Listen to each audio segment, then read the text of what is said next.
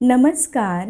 ज्वारीच्या पिठापासून बनवलेले पदार्थ हे पचायला फारच हलके असतात, त्यासोबतच अगदी पौष्टिक देखील असतात.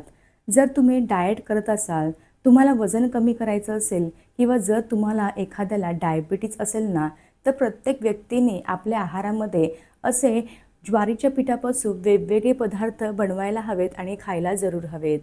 आज आपण ज्वारीच्या पिठापासून मस्त अशी मऊ, लुसलुशीत, हलकी-फुलकी, जाळीदार इडली कशी तयार करायची हे पाहणार आहोत.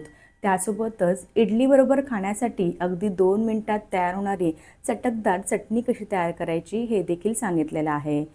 विशेष म्हणजे आज आपण डाळ तांदूळ न भिजवता कोणत्याही प्रकारची पूर्वतयारी न करता अगदी 15 ते 20 मिनिटांमध्ये ही इडली तयार केलेली आहे. जर तुम्हाला घाई असेल, सकाळी घाई गडबडीमध्ये नाश्त्यासाठी काहीतरी वेगळं बनवायचं असेल ना, तर हा अगदी उत्तम पर्याय आहे.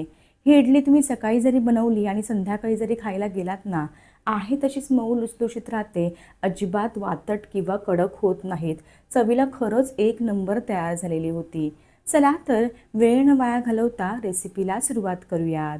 जर तुम्हाला माझ्या रेसिपीज आवडत असतील तर चॅनलला जरूर सबस्क्राईब करा. त्यासोबतच बेल आयकॉन देखील प्रेस करा.